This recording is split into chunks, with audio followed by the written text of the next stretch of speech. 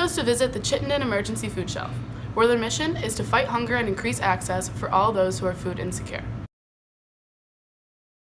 In the US, 42.1 million people are considered food insecure, meaning that at least once in a year, their household will not know where their next meal will be coming from.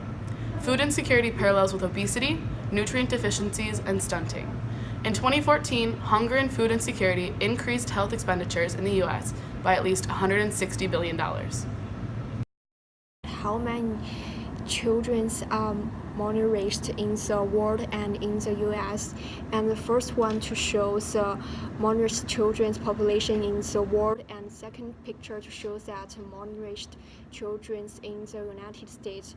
And the malnourished children's population has already been reduced from 2010 and to 2016, and already the United States malnourished children take up 8% of the world.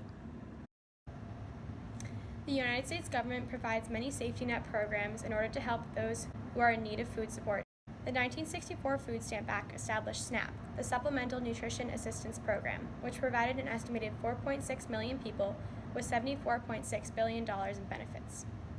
Additionally, they established child nutrition programs such as National School Lunch and Breakfast, as well as the Summer Food Service. Also, in 1972, they established WIC, Women, Infants, and Children. This helps new mothers and young children who live near the poverty line or below it and are at risk of malnutrition. This is not an entitlement program, meaning that the amount of money they receive each year depends on the amount Congress allots to the program. 8.9 million people participated in 2012, with an estimated $4.8 billion in food cost.